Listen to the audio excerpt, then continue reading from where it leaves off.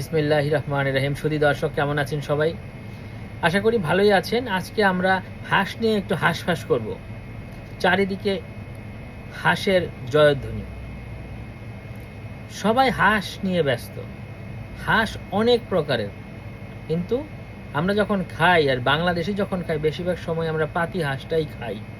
ছোট পাতি হাঁস বেশি ভালো হয় যদি ওয়াইল্ড হয়, বনে বাজারের যে হাঁস, এটা ভালো হয়। কিন্তু আমাদের দেশে হাঁসও চাষ হয়, সেই হাঁসটাই আমরা বেশি খাই। নীলা মার্কেটে প্রচুর পরিমাণে হাঁস পাওয়া যাচ্ছে। আর এখন তো নীলা মার্কেট হইতেছে আপনার top of the topic, top of the talk. কারণ আমাদের উপদেষ্টা মণ্ডলীর একজন আসিফ মাহমুদও হাঁস খায়। ওনার আবার হাঁস খাওয়ার ব্যাপার আছে। উনি হাঁস যখন তখন খায় না, উনি শেষ রাতে খায়। কারণ বাসায় গেলে খাবার পাবে কি পাবে না, সারা রাত তার কাজ করতে হয়, দিনে তার কাজ করতে হয়, সময়ই তো নাই। কে তার জন্য রান্না করবে? যদিও তার জন্য পাইক পেয়াদা সবই থাকার কথা, কারণ সে তো গভর্নমেন্ট সার্ভেন্ট, উপদেষ্টা। তার কি নাই যে রান্না করে? তার কি কুক নাই? অবশ্যই আছে। তারপরে ওনার একটু হাঁস ওই নীলা মার্কেটে যেই খেতে তার ভালো লাগে। আবার যদি নীলা মার্কেটে উনি খাবারটা না পান, হাঁস না পান, প্যাক না পান, তাহলে তিনি কি করেন? ওয়েস্টিনে যান। ওয়েস্টিন একটা স্বনামধন্য খরচে হোটেল, যেখানে সবাই যেতে পারে না। কেন যেতে পারে না? It's not about that status যে এটা সেটা সেটা, মানির কারণে যেতে পারে না। সবার তো আর এত টাকা নেই যে সবাই যেতে পারবে। এখন কথা হচ্ছে, আসিফ মাহমুদ কত টাকা বেতন পায় যার কারণে সে ওয়েস্টিনের মতো জায়গায় যেয়ে খেতে পারে? 1 লাখ টাকা, এই ধরেন এরকমই কিছু একটা পায়। 1 লাখ টাকা গেলে মিনিমাম কোনো কিছু খেতে গেলেও আমি যতদূর শুনেছি $3,000 লাগে। উনি তো একা যান না, যেতে পারেন না। কিভাবে যাবেন? তার তো একটা প্রোটোকল আছে। নো, পুলিশ আর্মি কেউ তার সাথে থাকেন না, তার বন্ধুরা থাকেন, বান্ধবীরাও থাকতে পারে, কোনো দোষের কিছু নাই। সবাই মিলেই হই হুল্লোড় করে যেয়ে খেতে পারেন। কিন্তু কথা হচ্ছে, এইরকম একটা উপদেষ্টা রাত দুপুরে কি একা একা বা এরকম প্রোটোকল ছাড়া বাইরে যাওয়াটা কি স্বাভাবিক? স্বাভাবিক না। নিশ্চয়ই কোনো কারণ আছে, অন্য কোনো কারণ আছে। হতে পারে ওই যে কয়েকদিন আগে যে পাঁচজন সমন্বয়ক 5ই অগাস্টের মতো একটা দিন, যেদিন জুলাই সনদ ঘোষণা করা হচ্ছিল, সেদিন তারা কি করলেন? কক্সবাজার গেলেন হাওয়া খেতে। এরকম হাওয়া, তাহলে ওরা গেছিল হাওয়া খেতে আর উনি যান হাঁস খেতে। এই তো ডিফারেন্স। এই হাঁস খাওয়া আর হাওয়া খাওয়ার মধ্যে জানি না কতটুকু পার্থক্য আছে, বাট আমরা হাঁস খাওয়া নিয়ে আজকে থাকি। তো আসিফ মাহমুদ কি করেন? ওই রাতে রাতে যান, তার সাথে বন্ধু বান্ধব থাকে। কত টাকা খরচ হতে পারে আইডিয়া করতে পারেন? কিন্তু আমি জানি না কেন এরা এগুলা করে। কি দরকার এই বিতর্কটা তৈরি করার? হাঁস যে কেউ খেতে পারে, ডাজন্ট ম্যাটার হইতেছে আপনি মোটর সাইকেলে করে যাচ্ছেন, হেলমেট পরে যাচ্ছেন, আপনার সেফটিটা কোথায়? আপনি আমাদের দেশ চালাচ্ছেন, এত বড় একটা পোস্টে আপনি আছেন, এলজিআরডি এর মতো এত বড় একটা জায়গা আপনি বসে আছেন, আর আপনি কি করছেন? আপনি হাঁস খাওয়ার জন্য এরকম কোনো মানে সেফ কোনো আপনার পরিবহন ব্যবস্থা নাই।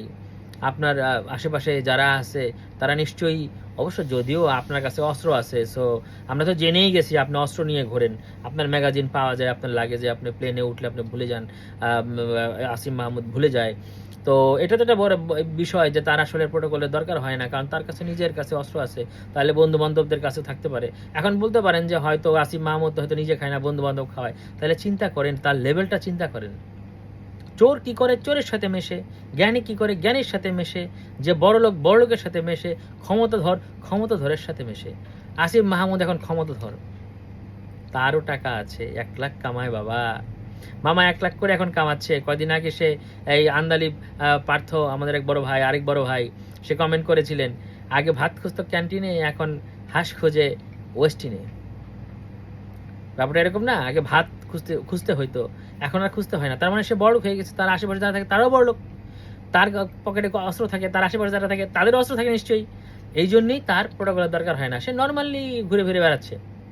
আমার মতো মানুষও এখন ঢাকা শহরে যাইতে নাকি ভয় পায়, আমি শুনেছি। আমি অনেকদিন দেশে যাই না, সো আমি আসলে ব্যাপারটা আসলে বলতে পারবো না, আমার পার্সোনাল এক্সপিরিয়েন্সটা নাই।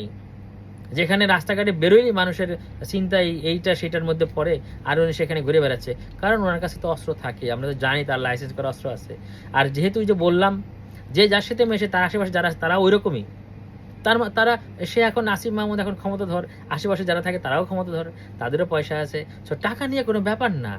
আসিফ মাহমুদের টাকা না দিতে বলে কি হয়েছে? বন্ধু বান্ধব দিচ্ছে, খাওয়া তো হয়ে যাচ্ছে হাঁস।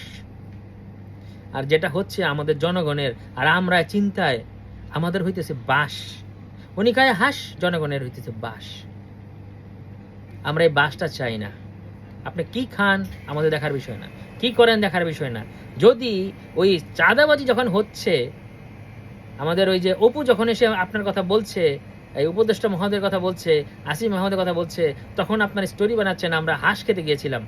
আবার তার মনেও নাই, তার স্মৃতিশক্তির এই খারাপ অবস্থা। তারা আবার কোটা সংস্কারের জন্য আলাপ করেছিল, যাতে করে মেধাকে, তার কিসের মেধা আছে তো ভুলে যায়। সে এখন বিশেষ পরীক্ষা দিলে তো লাড্ডু গুড্ডু হবে। এই আসিফ মাহমুদ এখন লাড্ডু গুড্ডু হবে। কয়দিন আগে কোটা কোটা করে লাফিয়ে শেষ যে কোটাটা বন্ধ করতে হবে, মেধা দিয়ে করতে হবে, তার মেধাই তো নাই। সে বলতেই পারছে না ওই সময় সে মোটরসাইকেলে ছিল কিনা, ওই রাতে যে রাতে চাঁদাবাজি করেছিল অপু, যাকে গ্রেপ্তার করা হয়েছে, সে ওখানে ছিল কিনা সে বলতে পারছে না। সে কি ওয়েস্টিনে গিয়েছিল কিনা সেই দিন সে বলতে পারছে না। তার মানে কি তার মাথার প্রবলেম মানে কি, মানে ব্রেন কম। তো এই লোক তো আসলে কোটারই লোক ছিল, কিভাবে যে মেধা মেধা করে লাফালো আমি জানি না। এই কথাটা সেই জায়গায় না, কথা হলো এই জন্যেই হাঁস নিয়ে এত কথা, অন্য কোনো কারণ নেই। কারণ হইল হাঁসটা খাওয়া বিষয় না, কখন কিভাবে কেন এই কোন পরিপ্রেক্ষিতে এই হাঁসের সব মানে প্রসঙ্গটা এসেছে, সেইটাই হলো মেইন। তো যাই হোক, হাঁস খান, কোনো সমস্যা নাই, খুশি থাকেন। জনগণের যেন আবার হাঁস খেয়ে বাস না হয়, এইদিকে একটু খেয়াল রাখবেন। ধন্যবাদ সবাইকে, পাশে থাকবেন সবাই। আমরা আছি জনগণের পাশে, আমি আছি আপনাদের পাশে ইনশাআল্লাহ। আপনারা জানাবেন আপনাদের কার কি মত। যদি মনে হয় কোনো কিছু আমাকে সংশোধন করতে হবে, আর কোনো কিছু অ্যাড করতে হবে, বলবেন। আপনারা আমাকে ক্লু দেবেন, ইনশাআল্লাহ আমি আপনাদের সাথে আছি। ধন্যবাদ সবাইকে, ভালো থাকবেন সবাই।